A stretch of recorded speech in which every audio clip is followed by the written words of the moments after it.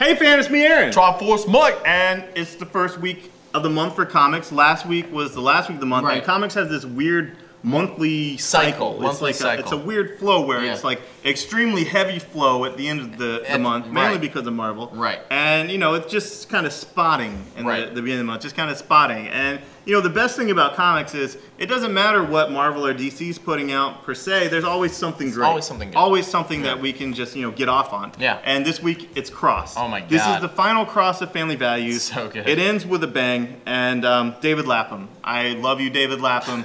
I've loved you since Stray Bullets.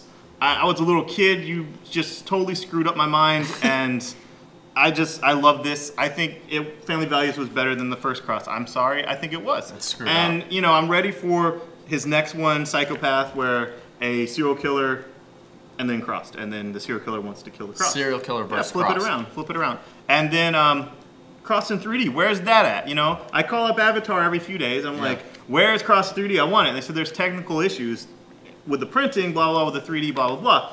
You know what I think that is? What? I think that, they print it, they put the glasses on, they look at it, and it turns them crossed. And, then, Keith goes and shoots the guy, and then boom, and then they start, like, print it again, and, like, they're trying to make it so the 3D does not make you cross from seeing cross from 3D. Okay. But hopefully it'll be out sometime in February. It'll make my month. It'll make my month. Awesome. Both personally and in sales, because Cross is insane. Aquaman. Oh man. I make Aquaman jokes, I joke around about Aquaman, blah, blah, blah. I've always loved Aquaman. I love Peter David's Aquaman. I've always loved Aquaman. But Jeff Johns' Aquaman, he's making him great again. He's making him awesome and edgy, even without a beard, which is, Peter David cheated a little when he made him a beard and then like cut off his hand. That's totally cheating. That's cheating. That's cheating. That's but this, Jeff Johns is keeping it totally on the up and up. He's like, look, I'm still clean shaven, got both hands, and I'm a badass. So you got to give it to him. But this was great, and Young Justice, right? Oh yeah, it's got Aqualad. Aqualad. And the coolest thing about Aquaman, which people haven't really said flat out until us now, is he's Aquaman's nephew. Oh. He's his nephew. How? It's awesome. Well, Aquaman's married to Mira. Okay. Mira's sister Siren is Aqualad's mom, nephew. Okay. So whatever. That's cool. And his dad is the. His dad's Black Manta. Black Manta. That's how he's black. Obviously. Right. Obviously. And that Black Manta was raped by pirates, and that gave him autism. And I'm gonna have to check Wiki, and I think that you edited Wiki and put that on there. I really do, because I need to see like a side of an issue number, and then that's ridiculous. But this is a great book, and he's making Aquaman great. Aqua War, right? Awesome. That's cool. Batman Beyond, so much nostalgia for this, and awesome. Nostalgia only takes you so far. Nostalgia made the first parts of the mini so good, but then it was quality work. Yeah. It feels like episodes of the show. It's great.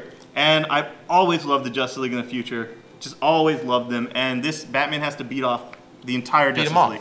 The entire Justice League, or else they'll kill his mom and brother. It makes perfect sense. Makes sense. It's like Civil War without the politics. Yeah. But basically, best Batman Justice League fight since Tower of Babel. Awesome. Yeah. Superboy, it's weird. It's actually trending up in sales for us, which it's good. A lot of books launch strong and then have attrition. Just natural attrition. But Jeff Lemire is really kicking ass with this. It's like if Smallville didn't suck.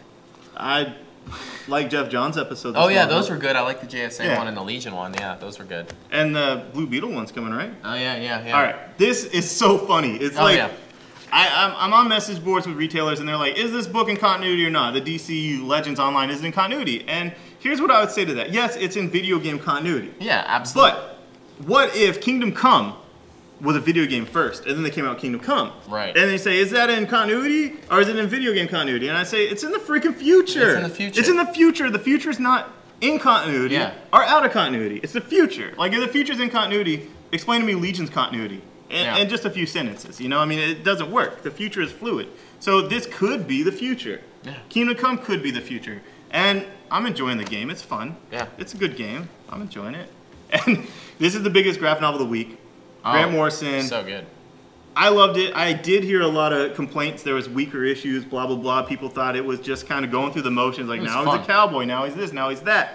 Whatever. But I liked it. And the noir issue really did it for me. Yeah. It's set, right after his parents die, blah, blah, blah. He gets mistaken for his dead dad, obviously, because they look alike. And it picks up on a lot of the plot threads that Grant Morrison was doing so good since Batman and Son. So that's brilliant. Yeah. I mean, when he comes back, it's brilliant. The first issue's brilliant. Okay, maybe there's like the Pirate and the Cowboy is a little bit weird, but so what? So what? You know? And for me, all those action figures from like Hasbro back in the 90s that were all like multicolored Batmans, and they had all these Batmans as the pirate Batmans as whatever. Now those, in my mind, are all in continuity. Yes. They're all in continuity. I'm taking out of the toy box section of out of continuity figures, putting the in continuity action figures, even like the Night one and all that, because I just assume those are untold tales, you know, untold tales of Batman jumping through time. Right. But I enjoyed it.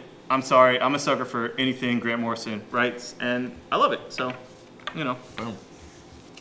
Marvel. This is the only Marvel book we're talking about this week. After last week's huge Marvel, you know, flow of heavy flow. Yeah, the red tide of Marvel last week, and then this week, point one. There's a lot of confusion about point one.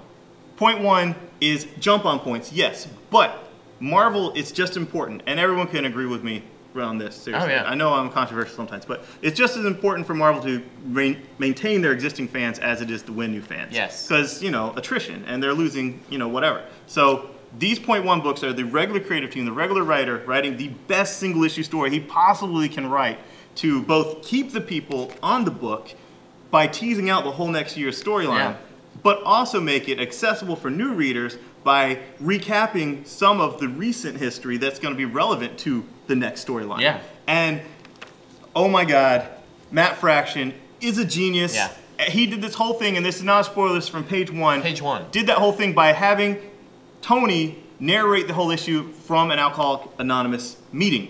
So he's talking about his recent past and his plans for the future, narrating it from a meeting of Alcoholics Anonymous. It was brilliant, and you know, people with long beards that worship snakes can say the current, you know, crop of comic writers have no original ideas, blah, blah, blah. Yeah. But Iron Man's been an alcoholic since the 70s. Has there ever been an issue completely narrated from an Alcoholics Anonymous meeting?